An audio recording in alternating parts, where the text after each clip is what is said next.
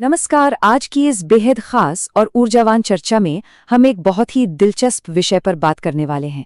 आज का ये विश्लेषण सिर्फ एक देवता की कथा के बारे में नहीं है, बल्कि यह एक ऐसे व्यक्तित्व का अध्ययन है जो इतिहास के सबसे महान संकटमोचक, सबसे बेहतरीन मार्गदर्शक और सर्वश्रेष्ठ रणनीतिकार रहे हैं।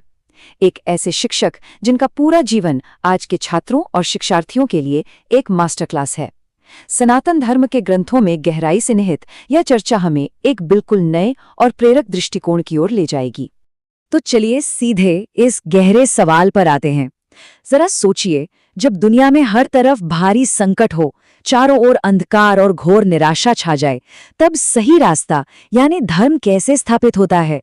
ये सवाल किसी भी युग के सबसे बड़े संकटों को सुलझाने की असली कुंजी है, क्योंकि जब भी व्यवस्था चरमराती है तो समाधान को कहीं ना कहीं से जन्म लेना ही पड़ता है। भाग 1, धर्म की रक्षा और अवतार। श्रीमद् भागवत पुराण के अनुसार जब भी इस पृथ्वी पर असुरों और राक्षसों के पापों का आतंक हद से ज्यादा बढ़ जाता है, तब पूरा संतुलन ही बिगड़ जाता है। धर्म नाम की कोई भी चीज नहीं बचती। ऐसे भयंकर समय में पृथ्वी के इस भारी बोझ को कम करने और धर्म को वापस पटरी पर लाने के लिए एक बहुत बड़े, बहुत ही अचूक हस्तक्षेप की जरूरत होती है। और यही वो समय होता है जब भगवान विष्णु अवतार लेते हैं। ये संख्या 23 अपने आप में बहुत ही खास है। हम जानते हैं कि भगवान विष्णु सर्व पापहारी हैं और मोक्ष प्रदान करने वाले प्रमुख देवता हैं। इस अवतार से पहले तक पृथ्वी को पापों से मुक्त करने के लिए उन्होंने 23 अलग अलग अवतारों को धारण किया था। लेकिन यहाँ पूरे उत्साह के साथ ये समझना होगा कि इन सभी 23 अवतारों में सबसे महत्वपूर्ण, सबसे निर्णायक और सबसे बड़ा अवतार श्री कृष्ण का ही था। भाग 2, जन्म और बचपन। एक बेहद रोमांचक ऐतिहासिक यात्रा। अब यहाँ जो सबसे दिलचस्प बात है वो है इनकी शुरुआत। वैवस्वत मनवंतर के 28वें द्वापर युग में उनका जन्म होता है। लेकिन जन्म होता कहाँ है? मथुरा के एक एकदम अंधेरे कारागार में माता देवकी और पिता वसुदेव के साथ।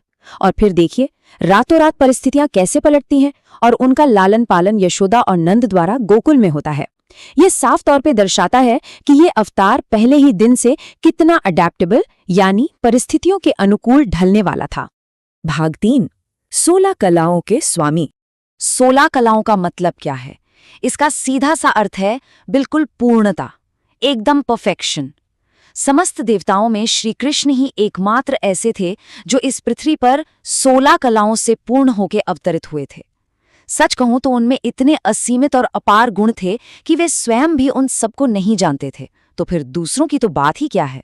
ये खूबी उन्हें पूरी तरह से परिपूर्ण और अपने लक्ष्य में सबसे शक्तिशाली बनाती है। भाग 4, साम दाम दंड भेद की नीति। और ये नीति बहुत ही शानदार ढंग से दर्शाती है कि हर एक कार्य को एक महत्वपूर्ण कर्म कैसे समझा जाए। अपने कार्य की सिद्धि के लिए उन्होंने साम, दाम, दंड और भेद इन सभी रणनीतियों का भरपूर उपयोग किया।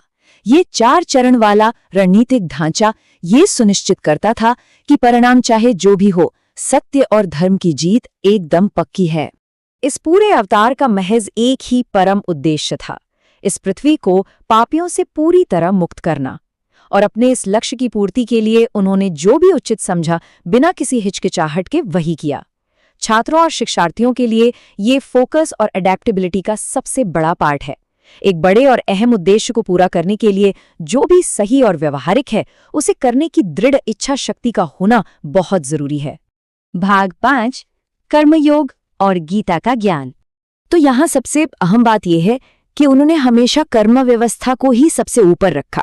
ध्यान देने वाली बात यह है कि ये ज्ञान किसी शांत आश्रम में नहीं, बल्कि कुरुक्षेत्र के उस भयानक और शोरगुल वाली रणभूमि के बीचों बीच अर्जुन को दिया गया।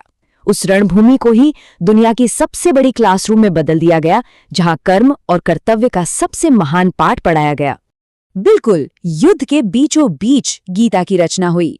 और जैसा कि हमारे स्रोत बताते हैं, आज के इस कलिकाल यानी कलयुग में ये धर्म और जीवन जीने का सबसे महत्वपूर्ण ग्रंथ है। यह हमें सिखाता है कि वर्तमान समय के सभी मुश्किलों और जटिलताओं के बीच सिर्फ अपने कर्तव्य और कर्म पर फोकस रखना ही सफलता का सर्वोच्च मार्ग है। और अब अंत में एक बहुत ही गहरा सवाल हम सबके सामने आता है। प्राचीन काल की ये व्यावहारिक और अडिग बुद्धिमत्ता आज की आधुनिक चुनौतियों, चाहे वो पढ़ाई का दबाव हो या जीवन का कोई और संघर्ष, उन्हें सुलझाने में कैसे मदद कर सकती है? श्री कृष्ण का जीवन महज सुनने वाली एक कहानी भर नहीं है, बल्कि ये हर मुश्किल को पार करने का एक जीता जागता ब्लूप्रिंट है। इस प्रश्न पर हम सभी को बहुत गहराई से विचार करना चाहिए, क्योंकि इसका जवाब हमारे अपने ही कर्मों में छिपा है। इस चर्चा का हिस्सा बनने के लिए बहुत बहुत धन्यवाद। हे वेट वेट वेट, अगर वीडियो अच्छा लगे वीडियो को लाइक शेयर एंड सब्सक्राइब जरूर करना। हम मिलेंगे नेक्स्ट वीडियो में, तब तक के लिए राधे राधे।